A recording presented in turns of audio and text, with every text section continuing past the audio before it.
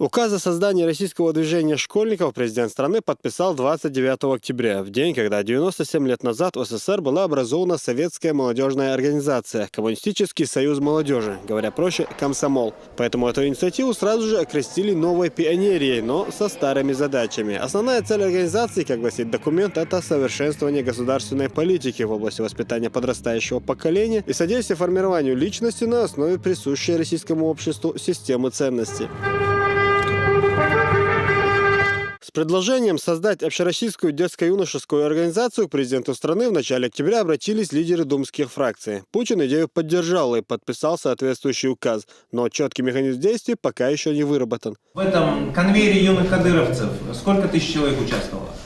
Это оперативный штаб детско-юношеской организации имени Ахмата Хаджи Кадырова «Юные кадыровцы». Чеченский аналог патриотических движений, что некогда пользовались огромной популярностью в СССР, основан в 2009 году по личной инициативе главы Чеченской Республики. Сейчас организация насчитывает в своих рядах до 10 тысяч школьников-добровольцев, которые занимаются вопросами воспитания молодежи в духе национальной культуры, менталитета, внедряют политику интернационализма и активно приобщают подрастающее поколение к труду.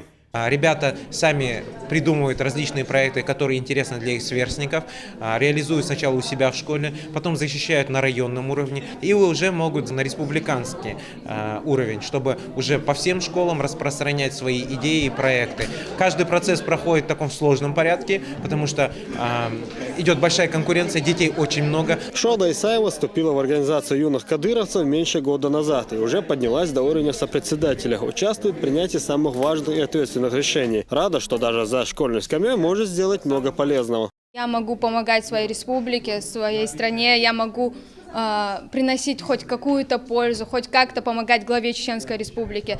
Это для меня саморазвитие. Первые детско-юношеские организации в стране появились после Октябрьской революции 1917 года и просуществовали вплоть до распада СССР. Это механизм воспитания здоровой, умной и патриотичной молодежи, эффективность которого доказана годами практики.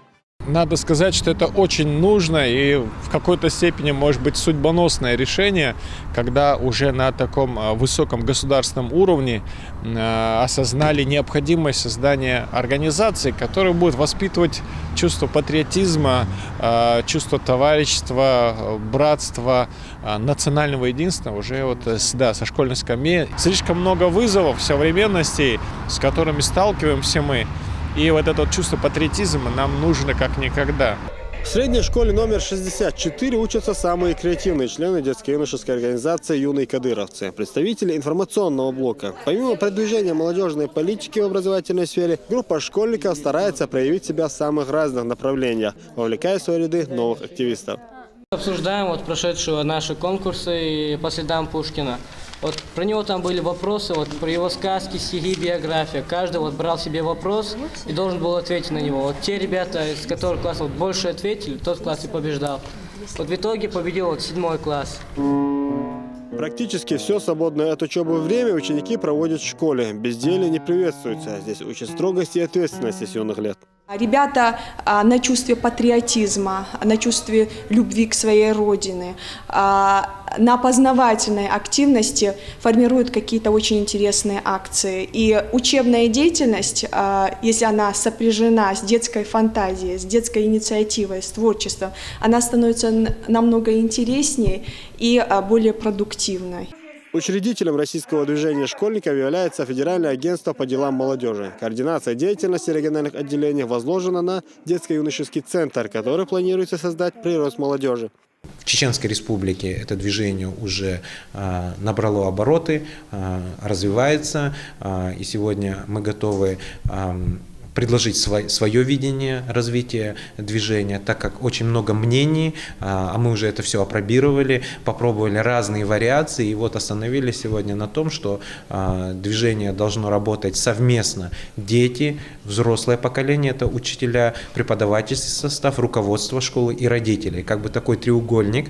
В Чеченской Республике много патриотических движений, которые уже состоялись и выполняют весьма значимые задачи, формируя и реализуя молодежную политику. Создание российского движения школьников при непосредственной поддержке и инициативе властей – это, можно сказать, новый импульс в этой работе.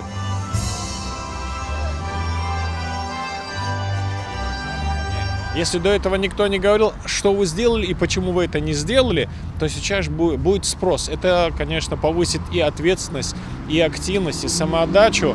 Идея создания российского движения школьников вызвала в обществе неоднозначную реакцию. Одни выступают за, ссылаясь на то, что это крайне необходимо в нынешней ситуации в стране, другие против, приписывая ему политико-идеологическую подоплеку. Что из этого получится в конечном счете, станет известно в следующем году, когда и заработает российское движение школьников.